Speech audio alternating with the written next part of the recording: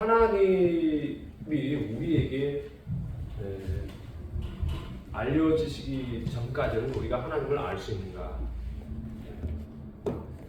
스스로 하나님을 우리는 찾아갈 수 있는가? 없다. 하나님을 우리 인간 스스로 찾아갈 수가 없습니다. 근데 목사님 로마서 1장 20절에 보면은 다 이렇게 하나님 핑계하지 못한다.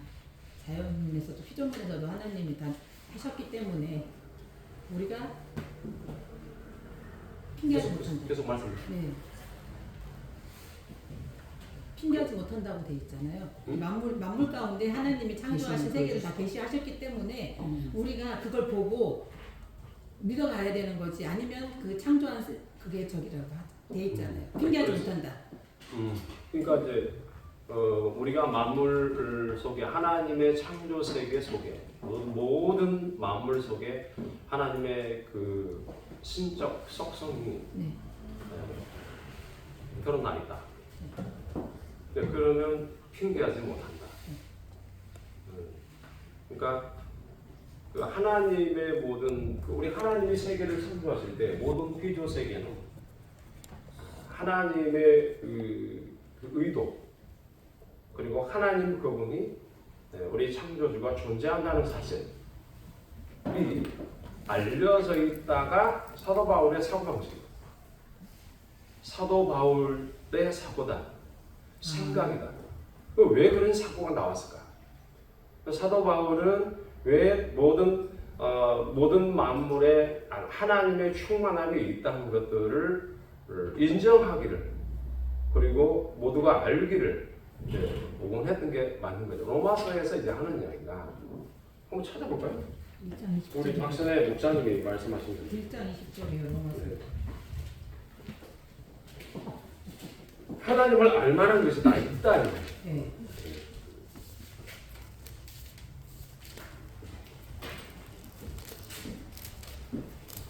이제 하나님의 진노가 18절이죠. 불의로 진리를 막는 사람들의 모든 경건치 않은 죽어라. 불의에 대하여 하늘로 조차 나타난다. 그 다음에 이제 이는 하나님을 알만한 것이 저희 속에 보이리라. 하나님께서 이를 저희에게 보이셨습니다. 그럼 뭐예요? 근거가? 하나님이 보이셨다. 이게 뭐예요? 계시죠, 계시. 계시. 그러니까 하나님께서 이 창조 세계 속에 계시했다. 계시. 계시가 뭐냐? 계시는 십자가 본다는 거잖아요. 그러니까 하나님께서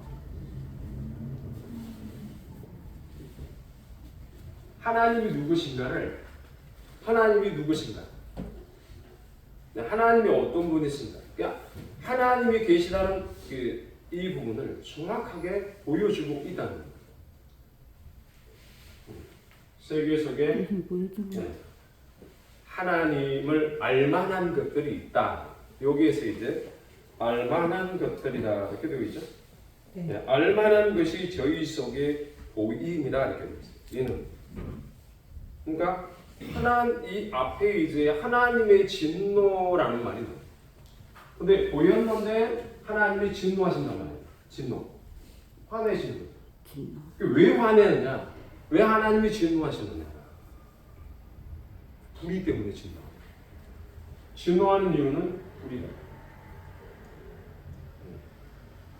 불의 때문에 하나님이 진노하시다. 불의로 인한 하나님의 진노가 일어난다. 불의가 뭐냐? 불의가 의롭지 못한 거예요. 네, 의롭지 못한 거예요. 그러면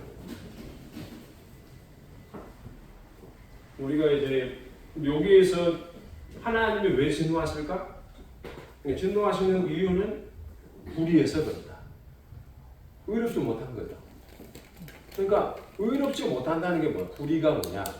불의가 뭐냐 하는 것은 불의는 수긍할 수가 없다 이거예요. 무슨 말인지 아시죠? 네, 우리가 하나님께서 이 세계를 향하여 오실 때는, 이 창조 세계를 오실 때는 하나님께서는 뭘 하시냐면 설복하시는 거예요. 설복. 이 설복이란 말이 웨스트민스터 신앙 고백서에 나옵니다. 대요리 문답에 이 설복이라는 부분이 나와요. 그게 저기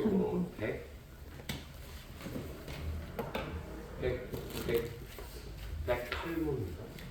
109문인가? 이게 나 외에 라는 이 말이 어떠한 특별한 의미가 있습니까? 이런 질문을 던지거든요. 그게 몇 문으로 나와 있어요? 우리 박 목사님 한번 찾아봐요. 106문. 나 외에는 106문이요. 106문 맞죠? 네. 네. 그것까지 읽어봐요. 답까지. 제1계명에 있는 나 외란 말에서 우리는 특별히 무슨 가르침을 받습니까? 답. 제1계명에 있는 나 외에 또는 내 앞에서란 말은 만물을 보고 계신 하나님께서 다른 어떤 신을 두는 죄를 특별히 유의하시고 불쾌하게 여기신다는 것을 가르칩니다. 그래서 그것은 이 죄를 범하지 못하게 막으며 다른 신을 두는 것이 가장 파렴치한 도발 행위로 주를 경노하게 하는 것이 되며 또 우리가 주를 섬기는 일에 무엇을 하든지 그의 목전에서 하도록 설득시키는 논증이 됩니다. 설득. 그러니까 설득이라는 말은 이제 조금 현대적 표현을 한 거고, 이제 제가 다닐 때 이렇게 방식은 당연은 설복이라는 말을 써요. 그러니까 설복이 뭐냐? 설복이 설복이라는 것은 알아듣게 말을 해서, 설복은 알아듣게 말합니다. 알아듣게 말하여 수긍케 함. 이게 이제 국어 사전적 단어입니다. 이거 풀입니다. 네. 자, 수긍이 뭐냐? 수긍. 수긍이란 말은 옳다고 인정함.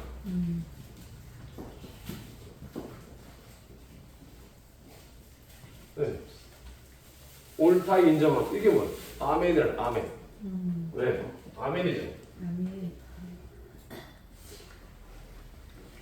그러면 설복이란 말은 하나님께서 이 창조한 세계를 향해서 알아듣게 말씀하여 오시고 옳다고 그들로 하여금 인정하게 하시는 하나님의 섭니다. 아멘하고 똑같은 그런 뭐 그런 의미죠. 그렇죠. 옳다고 인정하냐? 진실로 그렇습니다.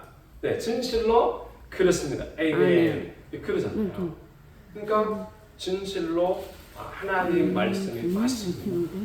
그리고 이거를 하나님께서 창조한 세계를 향해 계속해서 설복하시는 거예요. 그러니까 이 설복은 하나님의 의지죠. 네. 하나님께서 하나님의 의지로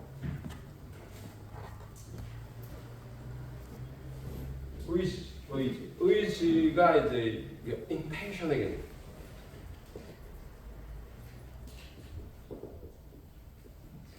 하나님의 의지, intention. 여러분들도 intention이 있어요. 기우는 거, 평향. 요거는 뭐냐면 좋아하는 것으로 여러분들이 빠져드는 거를 이제 산 퍼펙션이라고 그러는데, 내가 좋아하는 자기 애정 속에 이제 빠져들어가. 근데 이것도 사실은 사랑의 틀 안에 들어가는 거예요. 사랑의 틀 안에 있는 거예요. 그러니까 하나님이 사랑이신데 이 사랑을 하나님께서 이 사랑을 드러내시는 방식이 설복이다. 근데 우리는 어떻게 보냐면 여기에서 이제 파노메논이 나오는 거예요. 현상이 나오는 거예요. 그러니까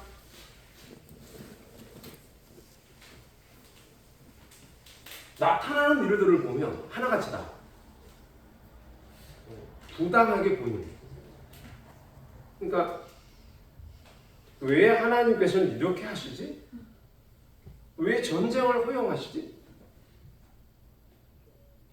저는 뭐 확인한 바가 없지만 제가 들은 이야기 이번에 이제 하마스가 뭐 유아들을 어떻게 했다 이렇게 입에 담지 못할 정도로 그렇게 살해를 했다는 말이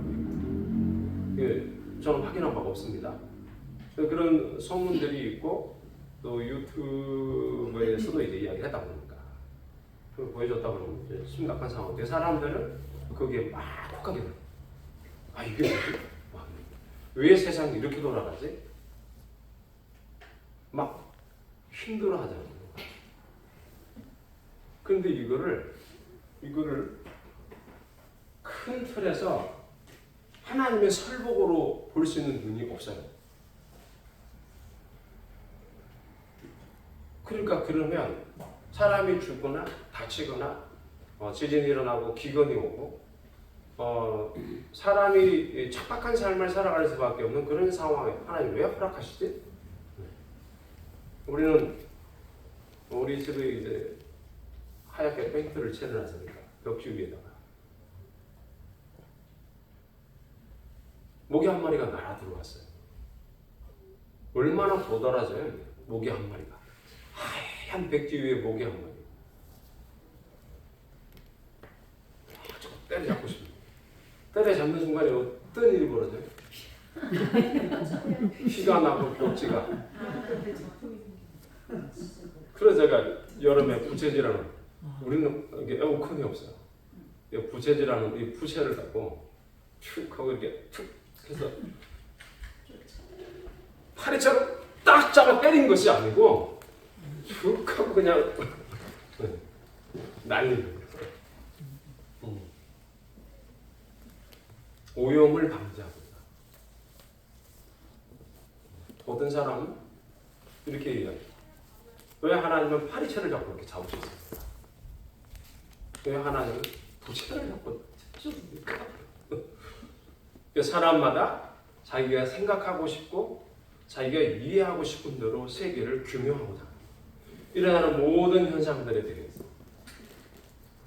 근데 하나님은 그거 아니다. 그 너머를 봐라. 그걸 뭐예요? 하나님의 설복이다. 일어나는 모든 현상을 우리는 뭘로 성경은 규명하고 있어요? 모든 사람이 죄를 범하였으며 하나님의 영광에 이르지 못했다가 결론이잖아요.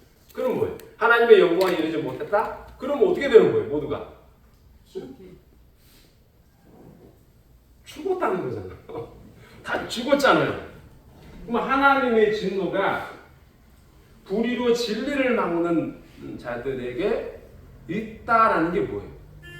있다라는 이 불의가 인간 안에 사람 안에 존재하는 가장 큰 그 현실적 내용이 뭐냐? 죄짓는 거잖아요. 응? 우상 숭배하고 남의 여자를 탐내고 남의 물건을 탐내고 살인하고 별의별 짓을 다 하는 것이 나와 있잖아요. 그건 뭐예요? 결과잖아요. 결과. 방구를 끼우고 난 다음에 나오는 냄새잖아요. 그러니까 하나님 앞에 죄를 지은 그 결과로 지금 이 세계가 나타나고 있는 거예요. 근데 우리는 죄의 결과로 왔다고 보질 않고 그 나타나는 현상을 해결하면 우리는 가나안 복지를 향해 갈 수 있다라고 생각하잖아요. 이거를 교육이라고 해요. 이거를 복지라고 말하고. 근데 지금 이제 인류의 역사 가운데 전쟁이 가장 빈번하게 일어났던 시기가 19세기. 그러니까 20세기에 가장 많이 일어났다고 그러잖아요. 사가들. 그거 왜요?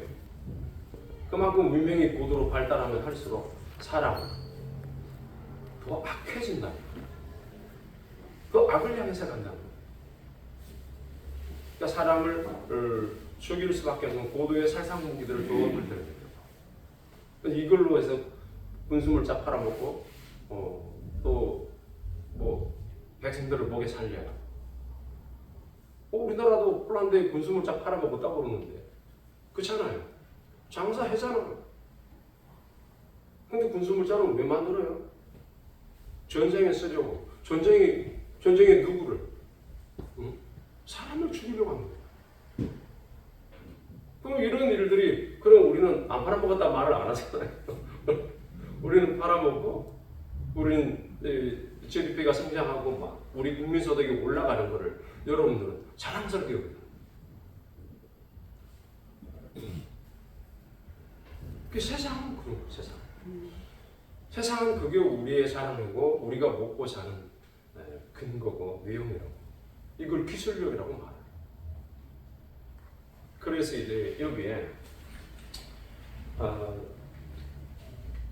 여기 이제 하나님이 수금해 오시는 이 세계는 이게 여기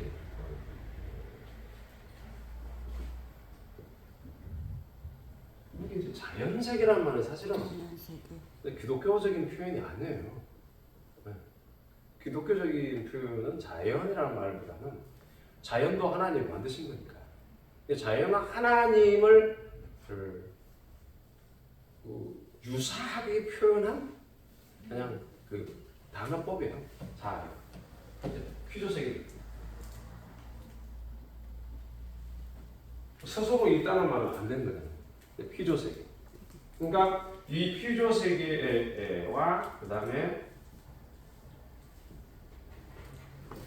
영적 세계. 자연세계나 이런 부분들은 뭐예요? 이게 우리가 옛사람. 성경에서는 옛사람. 이건 새사람.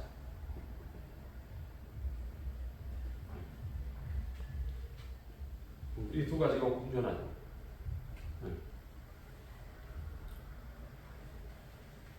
이 두 가지가 우리는 여기 누구에게 있어요? 이게 나 안에 있어요. 나 안에 이렇게 구성되어 있단 말이에요. 그러니까 이 세계 속에서 하나님은 우리가 이 오감을 통해서 하늘의 것을 표현할 수 있는 것을 부여받았어요. 하나님의 형상으로 우리를 창조하셨습니까? 그러면 이 흙에 하나님의 형상이 들어와서 생명이 되는 거하고는 좀 다른 차원으로, 그러니까 생명이 되는 거는 하나님의 형상으로 만들어진 이 세계, 인간이 이제는 창세기 2장으로 가면 여기에서 생기가 들어가는 사람으로 나온단 말이에요. 네. 그러니까 이제 그 내용은 뭐냐? 이건 하나님께서 내 안에 이러한 하나님 중심적인 사람을 만들었다. 원래 보통 생육법에 의해서 태어난 사람도 하나님 만드시고, 근데 그 속에서 하나님의 자녀로 불러내셨다. 이게 재창조예요. 이게 창세기 2장에 나오는 재창조. 창세기 2장. 네. 그러니 재창조의 내용이 있을 때는 뭐가 들어가냐면 생기가 들어가잖아요. 생기.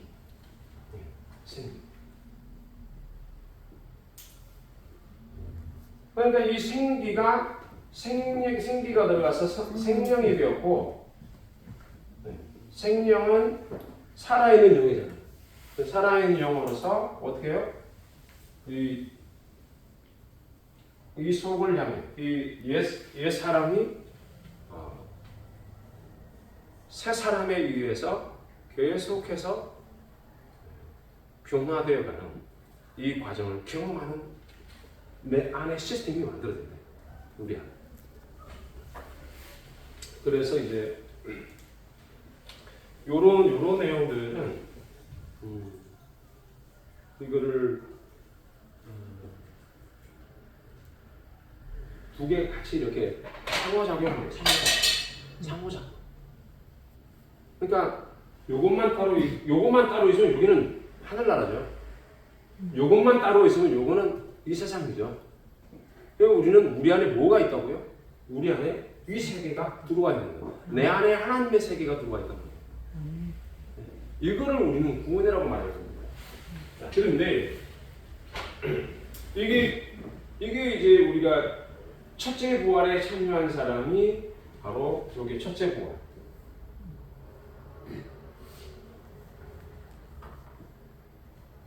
첫째 부활에 참여한 자로서 세 사람이 여기에 존재하는 거죠. 네. 그런데 이 세 사람을 훈련하고 세 사람을 하나님의 신적 속성에 참여하는 걸로 계속해서 우리를 만들어가고 도구로 사용하는 게 뭐냐면 예산. 이게 분리되어 있는 것이 아니고 하나에게 있는 거예요. 그러니까 이거를 correspondence 말을 쓰는 게 이제 서로 호응한 이 두 개가 같이 상응, 호응, 상응. 근데 이게 제가 찾아봤어요. 상응이란 말이니까 호응한다, 상응한다. 두 개가 같이. 그러니까 주체는 뭐예요? 주체는 내가 주체잖아. 내가 주체잖아. 그러니까 내 중심은 여기가 주체.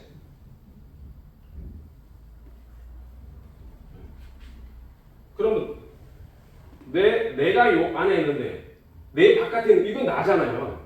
네. 여기 주체고. 요거는 주체라기보다 하나님 앞에 새롭게 지음을 받았으니까 여기 주체가 맞죠. 주체고 내 바깥의 세계는 객체. 그러니까 주체와 객체가 하나로 섞여서 융합되는 것을 상응이라고 부르는데요. 이거를 그럼 융합한다라는 게 뭐냐? 우리가 박근혜 대통령 시절에 융합이란 말을 처음 나왔어요. 그렇죠? 네. 융합이란 말을 처음 썼는데 그 전에도 융합이란 말은 핵융합 뭐 있잖아 있었는데 융합이란 말을 그때 처음 제가 들었던 것 같아요. 정치적으로, 정책적으로. 근데 이제 그때 나오는 융합하고 같은 사실이에요. 그런데 이것을 영어로 표현하는 우리나라 말로 이거 하면 꼭 뭐 이상한 느낌이 들긴 하지만 그러나 영어로 표현하면 이거를 어떻게 하냐면 act in concept. 그래서 영어를 좀 하셔야 돼요. act in concept. 컨셉이 뭐예요? 개념이죠. 의미죠. 그러니까 의미를 갖고 액션 한다. 움직인다. 의미를. 그러면 자 이제 의미를 제가 설명할게요. 여러분들이 성경을 볼 때요. 어떻게 여러분들이 보셔야 되느냐. 자, 창세기. 한 예를 들어. 창세기 누가 만들었어요? 누가 썼어요? 창세기 모세. 그렇죠. 창세기 모세가 썼어요.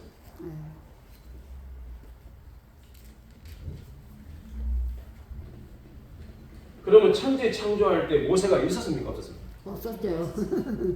그런데 어떻게 창세기를 기록을 해요? 하나님의 지시에 따라서 성령의 인도하시니. 어떻게? 감동으로 썼다고 돼 있잖아요. 성령의 감동으로 썼다고. 성령의 감동으로? 감동으로. 네. 그래서 저자는 모세가- 성령이지만 아니 근데 그때는 없었잖아요. 네. 그러니까 성령의 감동이라는 게 뭐예요? 성령의 감동으로 말미암아. 하나님의 지시로. 그러니까 하나님. 여러분들이 이제 말하는 성령의 감동이야. 좀 한번 써드릴게요 제가. 네. 성령의 감동으로. 성령의 감동, spiritual inspiration. 성령의 감동으로 성경이 이제 기록이 된 게 맞아요. 벌써 답을 좀 표현한 것 같은데 성령의 감동으로 됐다. 이 말은 우리는 모세가 살고 있는 시공간 그리고 창세기가 창세기 1장에 천지가 창조될 때의 시공간. 예. 네. 이 공간적 개념 안에 동시에 있을 수가 없어요. 그리고 모세가 창세기 속에 기록을 할 때 창세기 22장 8절에 모리아산 모리아산. 모리아산에 대한 기록을 할 때도 모세는 없었죠 여기. 네. 그러면 모세가 하나님이 천지를 창조하시고 사람을 만들었어. 그리고 세월이 흘러서 아브라함에게 와서 아브라함 세대 때의 기록을 또한 했어. 그쵸? 그럼 이런 굵직굵직한 계시적 내용들을 모세가 기록을 했단 말이에요. 그럼 이 기록을 할 때 뭘로 하나를 연결하냔 말이에요. 뭘로?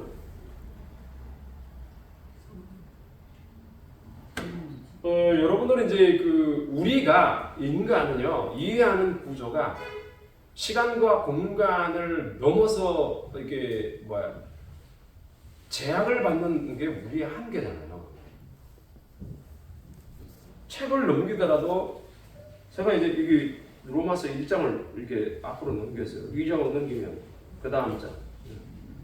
그런데 우리는 넘길 때 1장, 2장, 3장. 그러면 넘어갈 때 어떻게? 넘어가는 순간에 이쪽 공간에 저 공간이 이동. 그리고 여기서 움직일 때 시간이 흘렀죠. 우리는 이거를 하나로 가져올 수 없어요. 그렇죠? 그런데 우리는 뭘로 하나로 가져올 수 있어요? 자, 여기가 창세기, 천지 창조. 여기가 아브라함. 여기가 모세야. 모세. 그러면 모세가 하나님 이름이 뭡니까? What's your name? I'm 여호와. 뭐 I'm 여호와 이거 여호와. 응. 그럼 모세는 이게 뭐지? 여호와. 나는 있다. 영혼이 있다. 이해가 안 돼요. 이해가. 자기가 존재를 하는데 하나님의 영혼이 있으시다. 나는 죽는데 하나님은 안 죽으시는구나. 요 정도는 이해하시고 그렇게 할 수 있잖아요. 그런데 요렇게 세월이 흘러올 때는 엄청난 간격이 있잖아요. 그쵸? 네. 그럼 뭐가 이렇게 흘러 들어왔어요? 조상들로부터 전해내려오는 말이었죠. 이야기죠. 근데 이야기를 들어도 이야기를 듣고 들어도 그 이야기를 기록할 만한 문자가 없거나 종이가 없으면 안 되는 거예요. 그렇죠? 네. 그 당시에 이집트 시대에는 파피루스로 기록을 했단 말이에요. 기록을 남길 때가 된 거죠. 구전으로 내려오던 그 계시의 내용들. 그전에는 신실한 하나님의 그 족장들에 의해서 유대어 왔다. 이게 이제 신학자들의 전통적 시각에 해석한 거예요. 그렇게 내려왔는데 중요한 거는 이렇게 과정마다 내려오는 거를 모세 입장에서 한번 생각해 보세요. 모세는 뭘로 하나를 뚫어요? 개념으로 뚫잖아요. 개념으로. 컨셉으로 뚫는단 말이에요. 컨셉. 자신은 이 세계 속에서 시간과 공간을 통해서 살아가고 있으면서도 하늘의 것을 지금 만나고 있잖아요. 나는 동시에 이 두 발을 이 땅에 대고 있으면서도 동시에 나는 하나님을 만난단 말이에요. 이게 상황이에요. 그런데 이 자연 세계와 영적 세계가 인간 안에 이 만나던 이 가장 중요한 이 세계 내 안에서 이것이 만나질 때 어떻게 해서 만나지느냐 이게 그 방식을 상황이라고 합니다. 주체인 나와 객체이신 하나님이 하나가 융합된다. 하나의 경우. 네. 그래서 이제 크레스폰던스란 말을 쓸 때는 이제 call, respondence, call라는 말은 이제 요게 플러스 이게 반응이거든요. 함께 반응한다. 그렇죠? 같이 반응한다. 주체와 객체가 코라는 거예요. 코. 그래서 함께 반응한다. 네, 이런 개념이에요. 그러면 우리는 생각할 때 신동령. 하나님하고 우리하고 함께해서 이 일을 이루어 가는구나. 이렇게 생각하면 이건 이단을 하는 거예요. 근데 그게 아니고 하나님께서 창조주로 계시잖아요. 창조주 하나님께서 우리를 만드셨다는 건데, 네. 그러면 시작은 하나님께서. 그러니까 시작이 하나님으로부터 내게로 온다. 그러면 이 내용처럼 우리가 도대체 그러면 correspondence란 말을 개념, 이게 같이 움직여서 뭘 만들어내고자 하는 건가? 뭘? 하나님을 아는 지식이다. 여기에서 이제 뭐가 나오느냐? 이렇게 해서 우리 안에 이러한 하나님의 나라를 재생시키셔서 우리를 하나님의 자녀로 만드셔서 이 세계를 향하여 뭘로 쓰이느냐? 영적 거룩한 제사장으로 쓴다. 아멘. 1차적으로 내 안에 그게 쓰는 거고 그 다음에 내 바깥에 이것을 세워가는 일들을 우리는 신앙 생활이라고 말한다. 그럼 그렇게 해서 뭘 하는 거야? 이게 이쪽으로 이렇게 갈 때 하나님을 아는 지식. 하나님 아는 지식.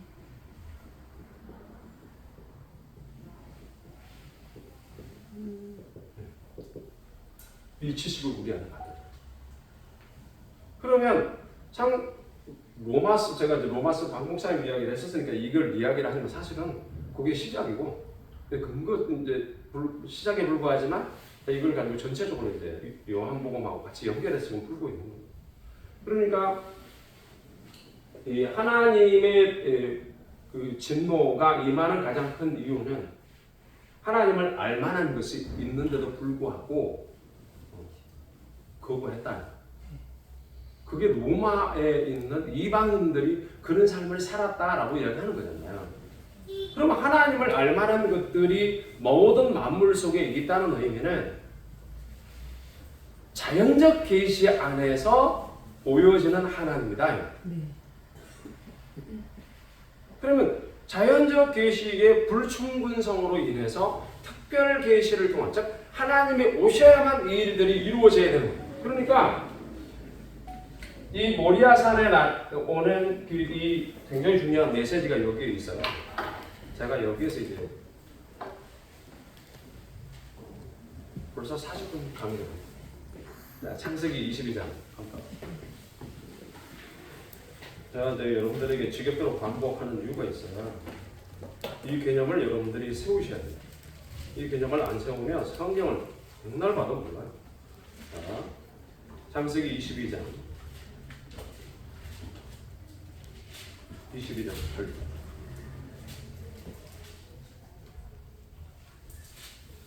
자, 제가 읽을 테니까 좀 따로.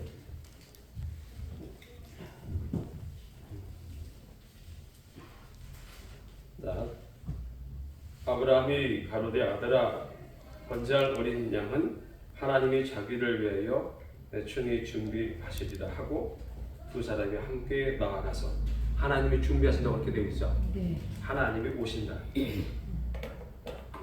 그런데 이삭이 오기 이전에 이삭이 태어나기 이전에 창세기 15장 15장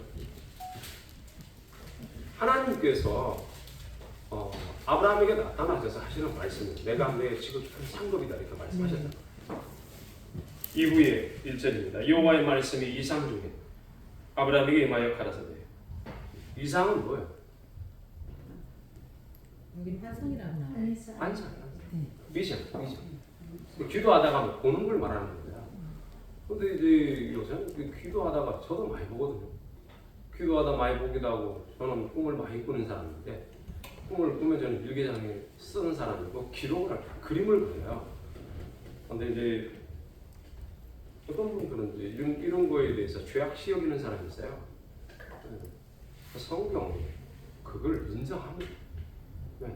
환상이라는 거다. 그러나 다만 기록된 계시이기 때문에 그 이상을 넘어가지 말라는 어떤 근거로서 우리는 그걸 하고 하나님 기록된 말씀 안에서 여러분들이 자의적 생각을 하지 않고 말씀을 마음대로 이끌어오지 말라 이런 측면에서 경고를 하는 거예요. 그러나 이제 저 개인적으로 제가 삶을 살아가는데 환상을 보거나 꿈을 꾸게 되면 예측은 가능해요. 그래서 믿는 것이 아니고 하나님께서 이끌어가실 일들에 대한 부분을 어떻게 일어날 것인지에 대한 이런 부분들을 예측하는 정도지. 그 정도는 가능하다. 그 이상 넘어가면 안 됩니다. 그 이상 넘어가면 점생이거든요. 그거 말고. 자, 그러면 보세요. 이상이 이제 있는데 아브라함에게 임했다고 그래요. 두려워 말라. 나는 너의 방패다. 나는 너의 지극히 큰 상급이다. 네, 그러면 아멘 할렐루야 이렇게 해야 될 거 아닙니까? 이 당돌한 아브라함이 뭐라고 이야기합니까? 주 여호와여 뭘 주려고 그럽니까? 이렇게 묻는 거예요. 이 당돌하게 말이야. 뭘 주려고 그래요? 이건 뭐예요?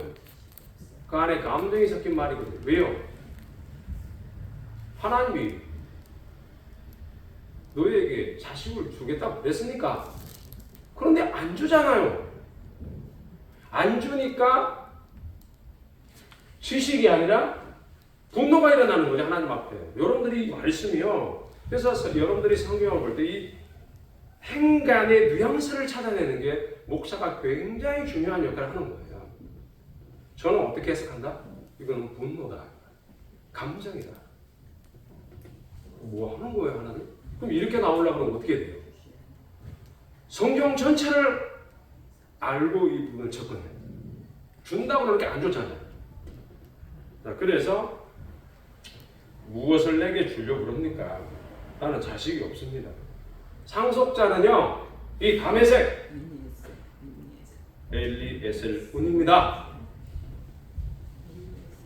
거기에다가 하나님 앞에 대들었으니까 한 번 더 대들어요. First 대들었어. Second 대드는 거예요. 두 번째 대드는 게 뭐예요? 주께서 내게 씨를 많이 주셨어요. 응? 내 집에서 길이운 자가 나의 부사가 될 것입니다. 이렇게 말하잖아요.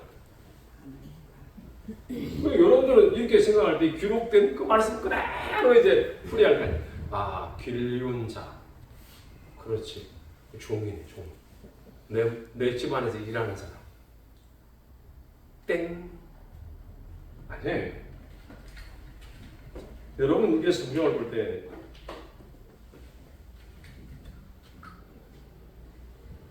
길리운 자. 이게 뭐예요? 길리운 자. 길리운 자라는 말은 자연적 세계관을 상징하는 거예요. 그러니까 인간적인 방법으로 동원하고 계획을 세우고 일하는 쪽으로 그리고 그것을 표상으로 세워서 가야 내가 만족이 되는 거야 라고 하나님 앞에 지금 대드는 거예요. 안 주셨으니까 이건 뭐예요? 하나님이 안 주셨으니까 이거하고 하나님을 알만한 것이 내 속에 있다, 이 세계 속에 있다 하고 같은 말이라니까요. 내 집에서 기르었다는 말은 한번 생각해 보세요. 에스고라고도 동맹을 맺고, 그렇죠? 자기 적과 옷을 구하기 위해 소돔 고모라 일어나기 전에, 그렇죠? 그런 일들이 있었잖아요. 그래서 380인을 길렀잖아요. 길러서 그들을 동원해서 군사력을 이끌고 빼앗아 오잖아요. 네. 뭘 연습했어요? 싸움. 이거는 자기가 살아가기 위해서 애쓰고 수고한 것에 대한 삶의 스토리의 결정체란 말이에요. 그래서 내 속에 길리운 자라는 말은 하나님이 주신다는 말하고 정반대되는 개념이에요. 그러니까 이것이 내 안에 형성됐다. 이게 뭐예요? 자연주의적 세계입니다. 이게 여기 있는 거예요. 그러니까 하나님이 4절에 다 같이 시작. 여호와의 말씀이 그에게 임하여 이르시되 그 사람이 내 상속자가 아니라 내 몸에서 날 자가 내 상속자가 되리라 하시고 그리고 밖에 나가야 이르시되 하늘을 우러러 물결을 셀 수 있나 보라. 또 그에게 이르시되 내 자손이 이와 같으리라. 요때 이제 믿었다. 이때 이제 여호와를 믿으니 그를 의로 믿겠다. 이렇게 나오잖아요. 이 대목에 이 말씀 속에 이렇게 나옵니다. 그러니까 모세는 한번 생각해 보세요. 모세는 가데스 바네아 쪽으로 가가지고 가데스 바네아에서 회개하는 사건을 40년으로 주님이 규정을 하시고 그리고 가데스 바네아까지 가기 전까지만 해도 출애굽 이후에 곧바로 송아지를 만든 하나님의 구원을 경험한 자 역시 가나안 땅으로 가기 전까지도 그 안에 뭘 한다? 왜 하나님은 이렇게 금송아지를 만들도록 허락하셨을까? 네. 참된 구원자는 하나님밖에 없다는 거예요. 이거를 광야에서 확인시키는 겁니다. 결정적으로 가데스 바네아에서는 뭐예요? 약속의 땅 바로 앞에 두고 하나님 앞에 불순종합니다. 그래서 40년 동안을 광야 생활을 했던 이 이스라엘을 모세가 직접 보았단 말이에요. 그렇죠? 그리고 신명기서에 다시 설교하면서 하나님께 돌아와라. 이야기를 하고 가르칠 그 시기에 뭘로 그러면 이 모세 오경을 기록하면서 오경을 기록하면서 무엇으로 하나로 꿰뚫었냐? 이게 무엇으로 꿰뚫고 가냐? 여러분이 성경 구절 모든 데를 다 쳐다보더라도 뭐가 이렇게 가고 있냐를 아셔야 돼요.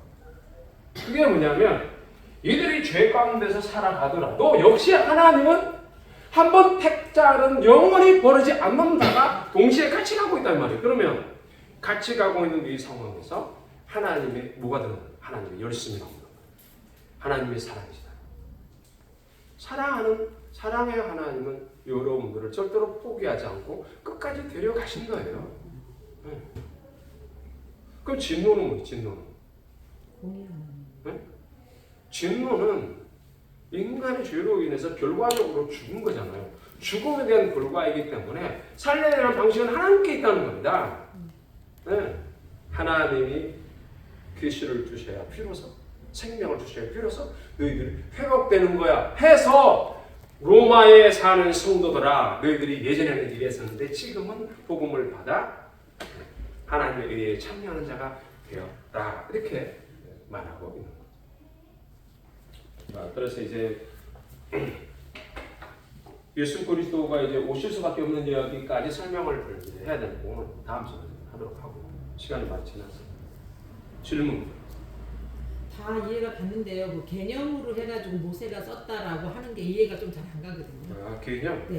이제 그 이야기는 요 개념이랑 컨셉이라는 게 나의 하나님 입장에서 뭐 하나님이 주체죠. 네. 그리고 우리 인간은 사실 객체도 없죠. 주체 객체란 말은 사람이 만들어낸 말이에요. 시간과 공간상에서 사람이 이해할 수 있는 인식의 흐름을 따라 설명했을 뿐이고 사실은 하나님 앞에서는 모두가 하나로 드러나는 거예요. 하나로. 자, 그래서 예를 들면 창세기, 모리아상, 모세. 그다음 너희가 성경에서 영성을 얻기 위해 부지런히 성경을 읽지만 나에 대해서 기록했다. 요 삼구에 대한 이야기도 뭐예요? 이 말씀도 다 어디로 간다? 하나로 간다. 하나. 예수 그리스도로 하나로 간다는 의미에서의 컨셉을 말하는 거예요. 그러니까 컨셉 개념이 그러니까 하나님을 아는 지식. 그래서 다음 주에 제가 설명한다는 이야기 바로 그건 이 컨셉이라는 의미가 이거를 넣는 가장 중요한 근거는 예수 그리스도다. 예수 그리스도. 구약이라는 이게 다음 시간에 하려고 하는 건데 어쨌든 질문을 잘하셨어요. 그래서 여러분들 안에 이제 성경을 여러분들이 풀이하고 성도들에게 말씀을 전할 때 설복을 해야 돼요. 설복해 오시는 하나님. 그러면 성경도 여러분들이 설교를 준비할 때 하나님이 설복하시듯 설교를 해야 돼요. 여러분 정죄가 아니라 하나님은 정죄하지 않으시죠. 하나님은 왜 진노를 하십니까? 하나님은 진노하지 않으셔요. 하나님이 진노라는 말을 이렇게 기록을 한 이유는 하나님이 진노한 게 아니라 하나님이 말씀에 벗어난 자가 그 죄의 결과로 죽었다는 것들을 설명하는 표현이 진노라는 거지. 그 죄 때문에 본인이 죽는 거죠. 하나님과 이렇게 창조하지 않으셨다는 거죠. 인간의 죄 때문에 이 길을 너희들이 걸어갔다 이거예요. 그러니까 나는 사랑하니까 너희들을 이렇게 냅둘 수 없고 내가 그 사랑으로 영혼으로 내가 이끌어 가겠다 이거거든요. 그러니까 그걸 이루시려고 아브라함 입장에서는 아브라함이 지가 뭔데 하나님 앞에서 아니 아들 안 주셨잖아요 막 이러면서 떠벌리고 도전하고. 근데 하나님 그것도 받아들이시잖아요. 이리 와봐, 이리 와봐. 자, 하나님은 저들은 나의 뭐 이러면서 설 수 있니? 설 수 없어. 그래요. 네 자신을 그렇게 많이 줍니다. 믿었다. 이거 의도 여겼다. 그게 뭐예요? 불의는 진리를 거역한 건데 진리는 믿음이야. 믿음. 그러니까 안 믿었다는 거 아닙니까? 하나님을 믿을 만한 근거가 없었다. 자신의. 그 말은 뭐예요? 너희들이 실력으로 스스로 하나님을 찾았다는 게 아니라 복음이 너희들에게 전해져서 예수를 알게 한 거야. 이 이야기를 오마세서는 말하고 있는 거예요. 그래서 이 예수를 표현하는 것이 바로 그 당시에 로고스 사상이 바울 시대 때도 그 당시에 있었단 말이에요. 팽배하게 있었죠. 그래서 예수 그리스도를 어디에다 어떻게 어느 단어에다 담아낼까 고민을 했던 게 바로 로고스다. 로고스. 요한복음의 독특함이 바로 거기입니다. 또 다른 질문. 하나님은 버리시지 않으신다 하셨잖아요. 예? 하나님은 우리를 버리시지 않으신다. 네네네. 사울 버렸잖아요. 저는 그게 좀 그러니까 어려워요. 그거를 이제 성경을 문자적으로 보니까 버림을 받았다 이렇게 생각할 수 있어요. 사울 버림 안 당한 거예요. 네. 버렸다 의미가 우리가 시간과 공간상에서 이해할 때는 하나님이 원하시는 그 틀에서 벗어났다는 측면으로 우리는 이해를 할 수 있어요. 근데 그것은 이렇게 해석을 하면 성경의 앞뒤가 안 맞아. 어떤 때는 버렸다가 어떤 때는 택했다가. 그러면 그래서 제가 아까 현상을 이야기했잖아요. 사울은 현상이에요. 다윗도 현상. 모든 사람들은 하나님 앞에서 하나의 시간과 공간 속에서 살아가는 하나님을 드러내는 어떤 뭐라고 할까요? 통로. 그러니까 버렸다고 그러면 우리는 어떻게 보냐? 율법적 측면에서 이제 우리의 행동을 그렇게 살아라는 쪽으로 요구하는 쪽으로 가버려요. 버렸으니까 하나님이 너를 보여주니까 너도 버림을 당하지 않도록 해. 그럼 뭘 만들어? 우리에게 두려움을 조성하는. 하나님은 우리에게 두려움을 조성하는 게 아니에요. 하나님이 너를 사랑한다 이 말이에요. 사랑. 사울도 사랑하고 그리고 다윗도 사랑한다. 그러나 너희들이 짓는 죄와 그 실수와 그 모든 것들을 내가 감싸 안는단 말이에요. 그러니까 여러분들이 성경을 해석할 때 사울 하나만 보면 선악과를 먹게 되는 거예요. 여러분. 옳고 그름으로 여러분들이 성경을 해석해버리잖아요. 그게 아니고요. 다윗 하나만 보면 역시 옳고 그름으로 해석해버리잖아요. 그래서 하나님이 다윗도 실패하게 만들고 사울도 실패하게 만들고 누가? 하나님이 사랑이라는 걸 드러내고자 하는 게 역사단 말이에요.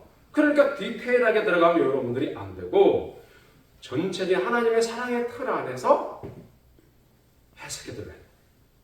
그 해석을 해야 돼요. 사울은 버림을 받았다, 안 받았다 이 개념이 아니다. 그러니까 그게 아니라 하나님께서 드러내시고자 하는 거예요. 예를 들면 보세요. 하나님이 우리가 생각할 때는 여러분의 논리로 본다면 그런 근거로 본다면 그 다윗은 선하고 그 다음에 사울은 악한 거고 히스기야는 선하고 그 다음에 사울은 회개를 안 했고 우리가 배교라는 것도 있잖아요. 배교할 때 우리가 배교하면 그 당연히 그건 하나님을 떠난 거잖아요. 그런 차원에서 보면은 사울도 그런 있던 거 보면 그러니까 사람은 배교하게 되어 있어요. 예? 사람은 배교하게 되어 있어요. 배교하게 돼 있잖아요. 그러니까 이제 배교라는 게 뭐냐? 하나님을 거부하는 거잖아요. 근데 육체적인 두려움이 오면 사람이 거부할 수 있죠. 근데 이제 그 부분들에 대해서 이것이 죄다 죄가 아니다 우리에게 없어요. 왜 그러냐면 한경경 목사는 신사참배를 했잖아요. 회개했잖아요. 네? 회개를 하셨잖아요. 그러니까 신사참배를 해서 네. 중요한 거는 그 신사참배를 했는데도 불구하고 그걸 본인의 일생은 어떻게 살아요? 우리에게 알려진 바에 의하면 청렴하게 산다로 알려져 있잖아. 그러면 우리는 어디에 들어가요? 안 했으니까, 했으니까 그렇게 회개하면서 열심히 청렴하게 살았다로 우리는 뭘로 가는 거예요? 뭘로? 결과는 쪽으로 자꾸 가려고 그러잖아요. 시작을 하나님 앞에 두는 것이 아니고. 그러니까 하나님 앞에서 누구나 다 죄인이에요. 다 죽었어. 내가 그 시대마다 하나님의 영광스러움을 드러내기 위해 사용하는 것뿐이야. 이거예요. 여러분들이 성경을 해석하다가 나중에 창세기 해석할 때하고 요한계시록 해석할 때하고 달라버리면 안 되는 거예요. 그래서 여러분들이 강론으로 들어가서 해석을 하는 게 아니고 전체적인 총론적 입장에서 성경을 바라보는 거예요. 그러니까 사울은 회개했다 안 했다. 그래서 회개를 안 했으니까 너는 지옥 갔다. 그 성경에 그런 말이 어디 있어요? 그건 그렇게 말하는 게 아니야. 안 하면 그건 하나님이 어떤 분이신가를 드러낸단 말이야. 하나님이 하나님이시잖아요. 하나님이 무슨 어떤 분이신가? 하나님이시라니까요. 네? 공의 하나님이시다 하다고 사랑도 있으시지만 공의 하나님 무슨 하나님이시니까 우리가 그냥 사랑이니까 우리 다 용서받고 아무 짓을 해도 괜찮다? 그건 아니라고 보거든요. 저는. 공의가 왜 와요? 공의요? 네. 공의가 왜 오냐고. 사랑하시죠. 공의가 오시 다 같이 공존하는 거 아닐까요? 죄 때문에 공의가 오는 거잖아요. 맞았죠? 어쨌든 죄를 우리가 그걸 저기 우리 시간이 다 됐으니까 교수님 오셨는데 계속 질문을 하잖아요. 너무 어려운 부분이에요. 그러니까 그 생각을 키우란 말이에요.